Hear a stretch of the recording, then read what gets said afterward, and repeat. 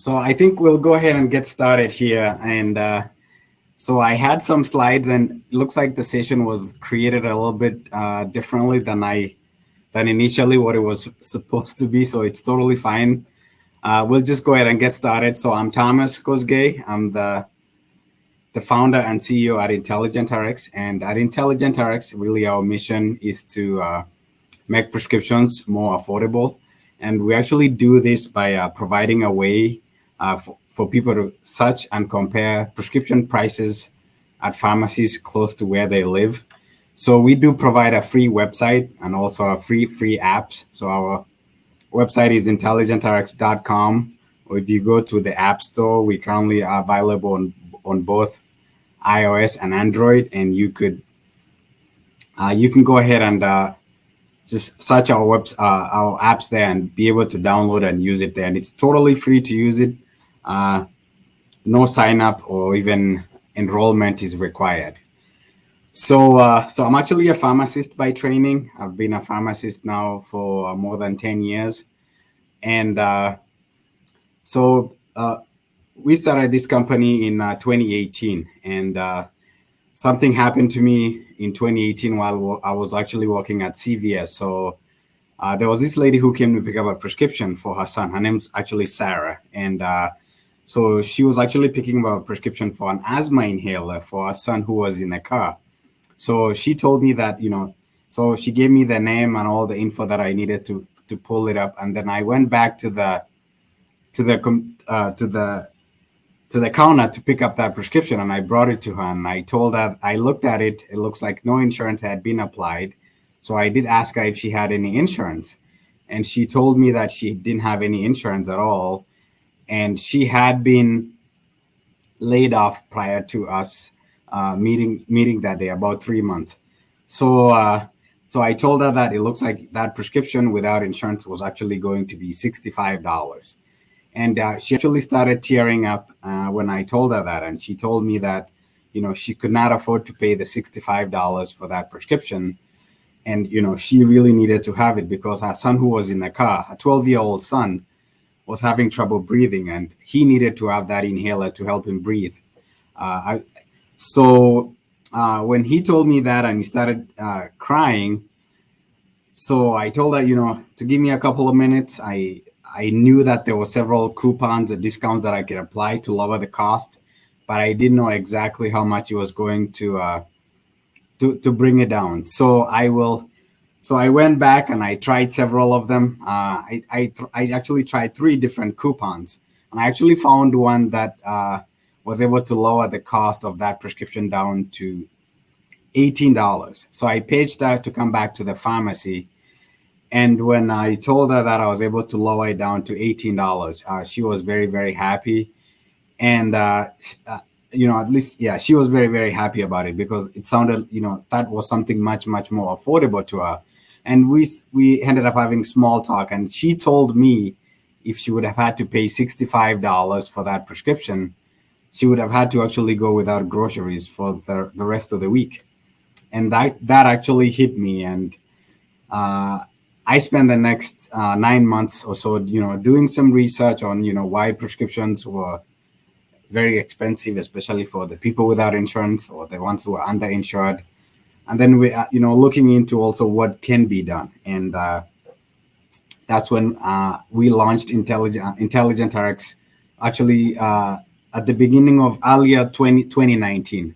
And we've actually grown this to a point whereby our coupons and discounts are used to fill more than 38,000 prescriptions on a monthly basis. So we are helping a lot of people really save money. So to really understand really what goes on, and when I was doing some research, I had to peel back a lot of layers, like peeling an onion, because there's so much complexity and so many things that go on behind the scenes in the pharmacy world. And so one of the main things that people really need to understand is that the pharmacy supply chain is very, very complex and very convoluted, especially to an everyday consumer in healthcare. It's a very, very convoluted space and field. Especially that also applies to just the general healthcare whenever you go to the doctor, you end up getting a massive bill that even if you have insurance, you're like, why is it so expensive? That same principle kind of applies to prescriptions as well. And if you look at the pharmacy supply chain, there's really lots of different players, and the biggest one that a lot of people really don't know is really they're called pharmacy benefit managers. And I think the first point to really go through here is that pharmacy benefit managers are they're really they're really companies that are supposed to help employers and government really lower costs on prescriptions. So these are companies that were started about 40 years ago, and their main mission and their main aim was really to help in insurance companies and to help governments, states, and even municipalities to help them lower cost while also providing consumers a way to the drug therapy that they need. So, but over the years, they've actually grown to kind of serve a different role in the sense that they've taken a lot of flack lately, especially in the news. There's actually Congress is actually looking at some of the PBM practices because there's two sets of PBMs. So there's PBMs that are transparent, which are more recent. Those are some of the more recent ones. Majority of the transparent PBMs are the ones that were founded within the last 3 years. And then there's some of the ones that are traditional, which are more so like the older school ones. So some of the older school PBMs include CVS Caremark, which is owned by CVS. There's OptumRx, which is owned by United Healthcare. And then there's also Express Scripts, and that's a company that's actually owned by Cigna. And if you look at majority of the PBMs, the big ones now, they're really owned by a bigger healthcare company.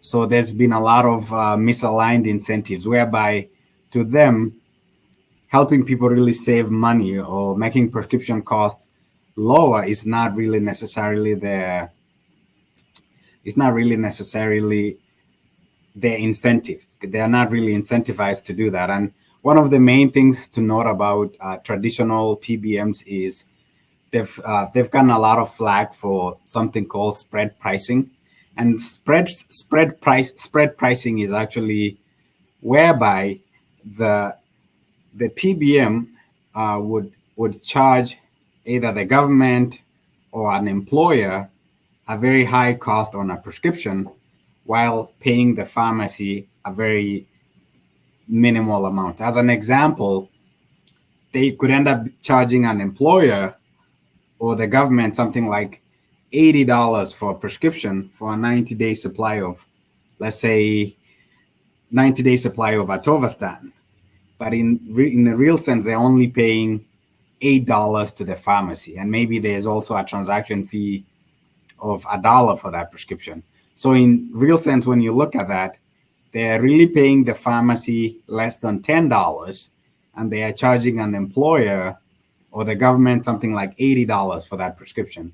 And what ends up happening in that situation is they end up pocketing the difference. So the PBMs have really gotten a lot of flag for doing that kind of a practice, and it's something really widespread, especially for people who have high deductible plans. And the issue with this is whenever you call the PBM to ask, oh, why is this prescription $80, they would end up actually telling you that it's really because you haven't met your deductible, when in real sense there's spread pricing, and they're charging the employer or the government a very high cost, and they're reimbursing the pharmacy a very minimal amount. And that's actually something that some of the traditional PBMs have gotten a lot of flack with, and Congress is actually looking into it. So, and this is actually one of the main differences with transparent PBMs. So transparent PBMs don't have any spread pricing whatsoever. And that's one of the main reasons why, I believe as a pharmacist over the next couple of years, there are going to be a lot of employers and governments and some some of other institutions are really going to look into not partnering with traditional PBMs, but partnering with some of the transparent ones, because they are much, much more open to, they provide transparency. So whatever amount they are paying the pharmacy as an employer or the government or anyone in the ecosystem communicates, and they know exactly who is charging who, how much, and what amount. So the other thing that PBMs also do is they also negotiate rebates, and rebates are some of the things where this applies more so to the most expensive drugs, which are brand name and specialty medications. And if you look at some of the rebates that are negotiated, this is also something that creates a lot of misaligned incentives, in the sense that if someone has a rebate, so if a PBM is going to get a rebate from the manufacturer, majority of the time they're going to be incentivized to cover that drug or put it in their formulary so that people can use that. That way they're going to get rebates.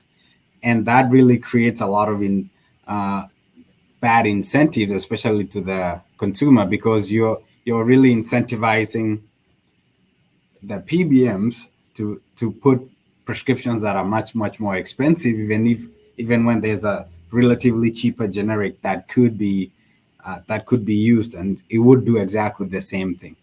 So that a lot of the PBMs have been getting flagged for those rebates as well. And if you look at rebates, some of the transparent PBMs don't really have rebates at all. So that's actually another really positive thing to incentivize and to really push people into using transparent PBMs and not the traditional ones.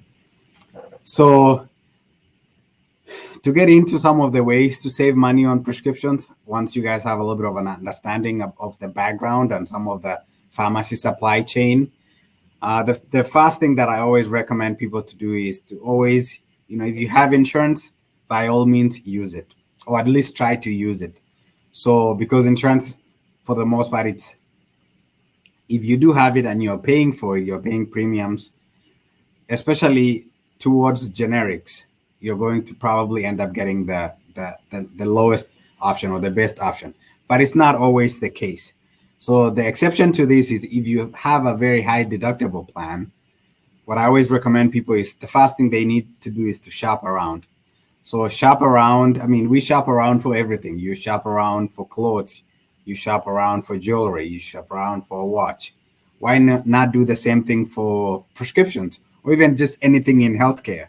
Even, sometimes going from one doctor to another one, you'll find that there's always actually also price differences, and it could be huge.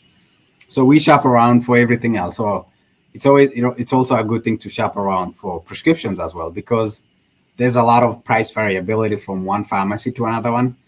The thing that I would say is, if you do have insurance, always try to get your prescriptions at an in-network pharmacy. So as an example, if your insurance is CVS Caremark, if you get your prescriptions at CVS, either at your local CVS or at a CVS that's a mail order, most of the time you're going to end up getting those prescriptions much, much more cheaper. And then the other thing is they would also let you get 90-day supplies. While if you have, as an example, if you have CVS Caremark as your insurance and you try going somewhere else, as an example, if you go to Walgreens, majority of the time they're only going to limit you to a 30-day supply, and you're going to actually end up paying more. So I always recommend people to just find out what's in network with your insurance and try to use them. But if you have a very high deductible plan, you should shop around. So there's other things that can help you save, and we'll get more into those down the road here. And then the other thing is, if you have a low deductible, using your insurance is probably going to be your best bet, even if sometimes that medication is going to cost you too much at the beginning. What you could end up doing is you'll end up meeting your deductible sooner, and then after you meet your deductible, your prescriptions are going to be much, much cheaper. So in that situation, if you have a low deductible, as an example, like a $500 deductible, you could end up just paying maybe $100 prescription. You would only pay that like 4 or 5 times. So within 3 or 4 months, you might have met your deductible, and after that, your insurance will kick in and pay full cost for the rest of the plan year, and that might make sense. But if you have a very high deductible cost, sometimes even using a coupon or a discount might be a better option. One other thing to note about is if you have insurance and you have Medicare and you hit a donut hole, which donut hole is a coverage gap whereby this happens just on people who have Medicare, especially Medicare Part D. So this is something, for people 65 years and older. If you hit your donut hole, what I recommend is to figure out how long it's going to take before you get out of that donut hole. If it's going to take a very long time to get out of the donut hole, you should, you could use discounts, or see if you could even use a cost plus pharmacy or a different kind of thing to make those prescriptions cheaper. Because once you hit the donut hole, majority of the time you're going to be paying even more than the retail prices for prescriptions. For the second thing to help people save money is really to use manufacturer coupons, and this is something that applies to brand name and specialty drugs. So these are the really expensive drugs. So if someone has been prescribed a medication like Humira or some of these specialty drugs that are very expensive, they end up costing more than $5,000 a month. What you should do is talk to the manufacturer, or you just go online and actually just Google the drug name and then manufacturer coupon, or they also go by the name copay cards. So if you have been prescribed one of those, that's a big ticket item, I always recommend to use that. The only exception to this is manufacturer coupons and copay cards. They can't be used for people who are on Medicare or any state-funded or government-funded insurance. So if you're on Medicare Part D, unfortunately, you cannot use manufacturer coupons. If you're on Medicaid or any just state or federal funded insurance plan, you cannot use it, unfortunately. So in that situation, if you've been prescribed something very expensive, since you can use a manufacturer copay card, using an alternative drug might make sense. So talk to your doctor and see if they can switch you to a different something else. The thing with copay cards or manufacturer coupons is, as I mentioned, they can only be used by people with a commercial plan. So a commercial plan is really if you're getting your insurance through your employer. That's really the only way you would have a commercial plan, or one that you actually bought directly from an individual broker. Or if you go online as an example, if you go online on healthpartners.com and you buy your plan from there directly from Health Partners, that's still considered a commercial plan, since it's not really funded by the government. But if you are on UCare, so like UCare has a state-funded program or Medicare, then you cannot use manufacturer coupons. But they're really good, especially if you're taking a big ticket item like prescriptions that are super expensive. And the other benefit to using a copay card is the amount that the copay card covers will actually go towards your deductible. So you would end up meeting your deductible sooner, and you might end up paying nothing out of pocket once you meet your deductible for the plan year. So another thing, so for the third way to save money, I always recommend people to, as I mentioned, shop around, is to use a coupon or use a discount. And there's actually several of them.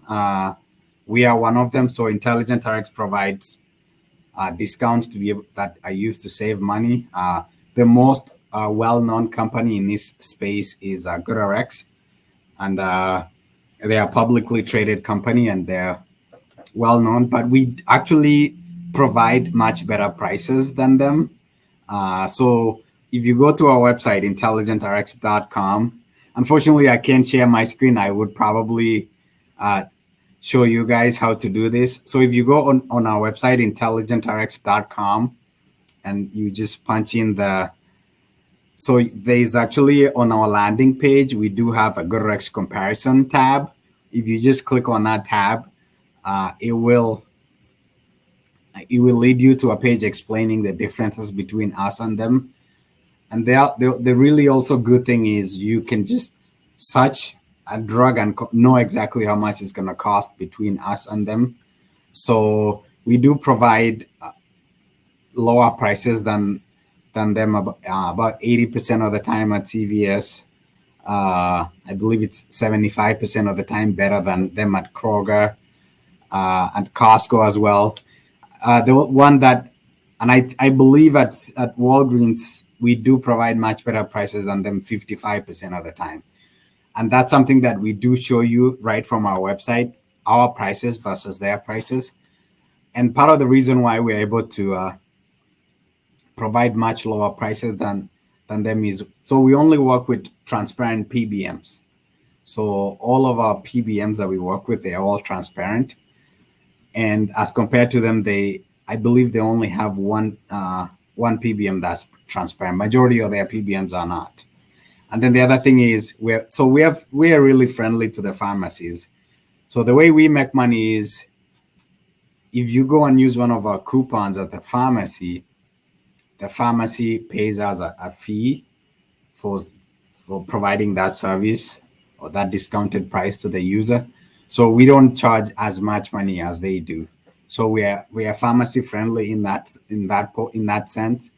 And then the other benefit to doing that is we're also able to, our coupons are also accepted at much more pharmacies as compared to them.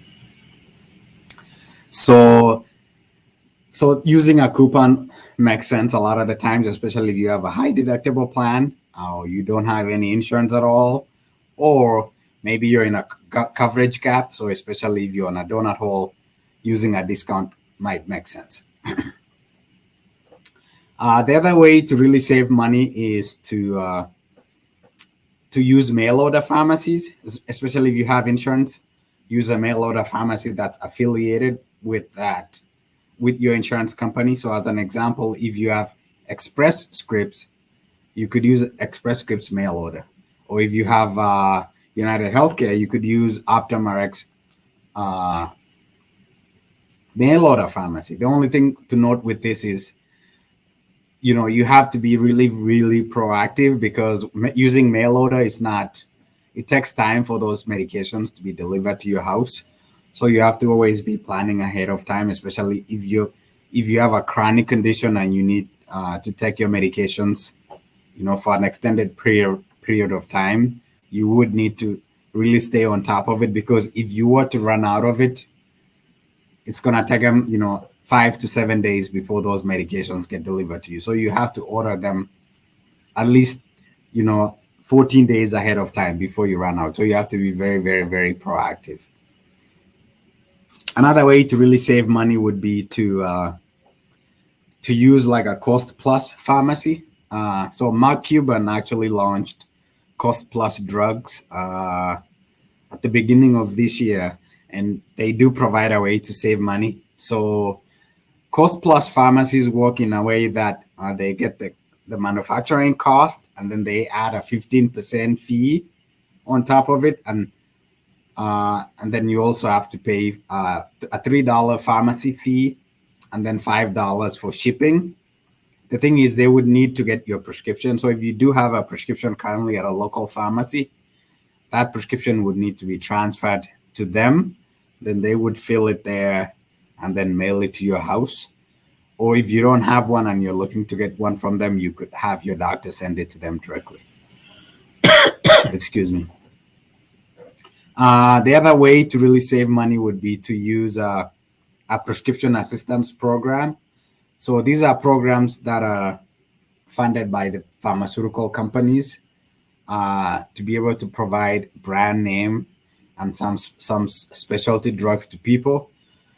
And there is normally income requirements to be able to qualify for a prescription assistance program. So I believe if you need to make there's a limit. You need to make less than $25,000 a year, I believe, to be able to qualify for these programs. It varies from one pharmaceutical company to another one, but if you're getting a prescription that has been manufactured, that the manufacturer, as an example, is Pfizer, if you just Google Pfizer prescription assistance program, you can just go there and it will the website would tell you all the info that you need to be able to qualify. And each pharmaceutical company really has their own, so it has to be specific for that medication. So if that medication was manufactured by Pfizer, you would speak to Pfizer prescription assistance program. So and those can really be helpful, especially for someone like low income who really needs to take a brand name medication, because there's brand names really that don't have generics, and that's where that comes in. The final way to really save money is to get an alternative drug. So if you've been prescribed something that's expensive, uh, the last resort is to really have your first of all talk to the pharmacist and see if there's any other drugs that are either in the same class, or they might not be in the same class but can be used to treat the same condition. Talk to the pharmacist and see if you can if they can recommend you something that you can take to treat that same condition, or either a drug in the same class or a drug that treats the same condition. And have your doctor, and then once you talk to the pharmacist, talk to the doctor. So just call the doctor and ask for their expertise as well. Ask them, or you spoke to your pharmacist and they recommended this, what's your opinion? And if they think that would be ideal, just have them prescribe that and use that instead. So really, those are the main ways to really save money. And I think I'm gonna probably save about 10 minutes for questions, and then I will go from there. So, not sure if there's any if there's anyone who has any questions. We'll go ahead and they can go ahead and ask the questions right now.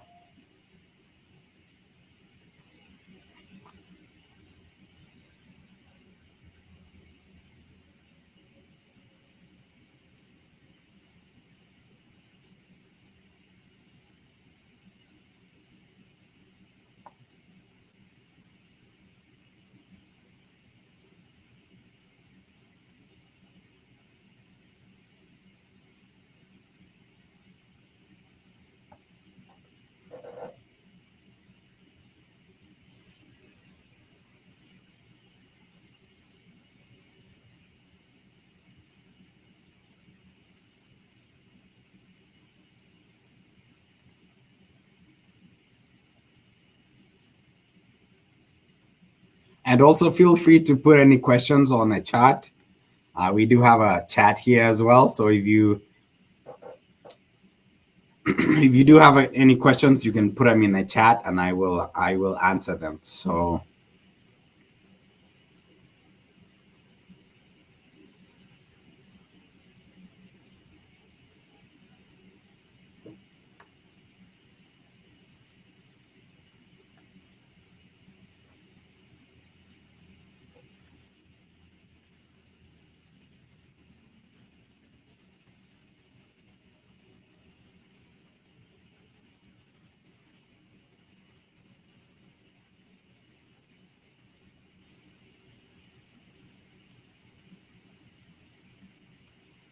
I just put a link on the chat to be able, if you have any questions, you can either put it in the chat, or there's a way you can contact us as well, right from our website. If you go to our website, hit contact us, and you could send us a question from there as well.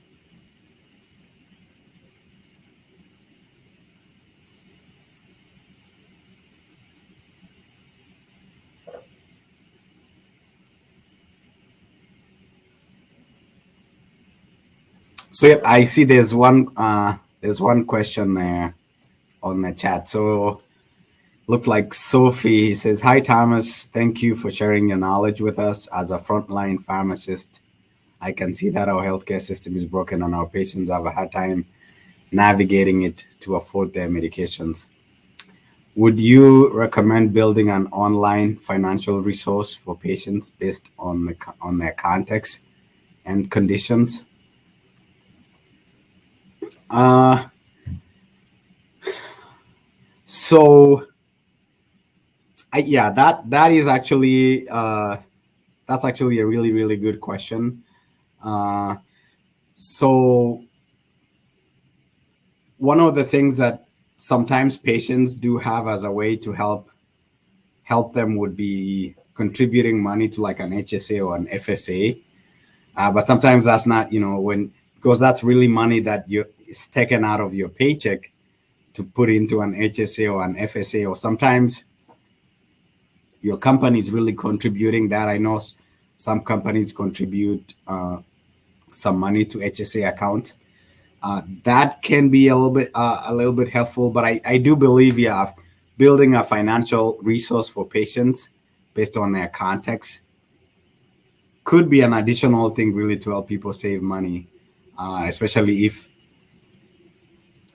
that can be applied in the context of, if you have this condition, this is really what you should try doing. As an example, like if you are able to build a resource for specific chronic conditions, so building a financial resource for just diabetics, or building one for people who've had high cholesterol, or building one for specific subsets of people that have chronic conditions, that would be really really ideal, and it can be really helpful. And the thing with that is you're really building a community for those people to ask questions within each other, and also provide financial resources to them. So that can be something really helpful for some subset of users actually. So that no that really makes sense.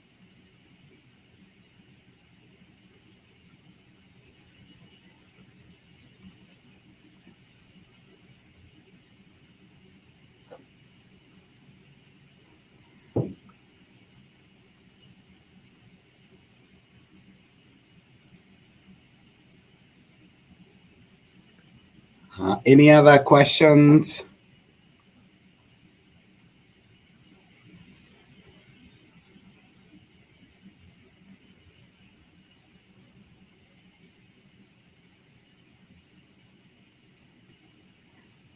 It looks like that's the only question that we had. So I think I'm gonna go ahead and stop here. But if you do have any questions, feel free to reach out to us. So also, if you have any family member who's taking any prescriptions, let them know about IntelligentRx as a resource or as a tool that they could use, especially if they ever go to the pharmacy and they're given a very expensive copay on a prescription, even if they have insurance. So let them know about that. And you could also have them, even you yourself, follow us on Facebook, Instagram, and also LinkedIn. We do normally send out ways to save money on there as well, and you could learn a thing or two. So follow us on social media as well. I think that's all. Thank you, guys.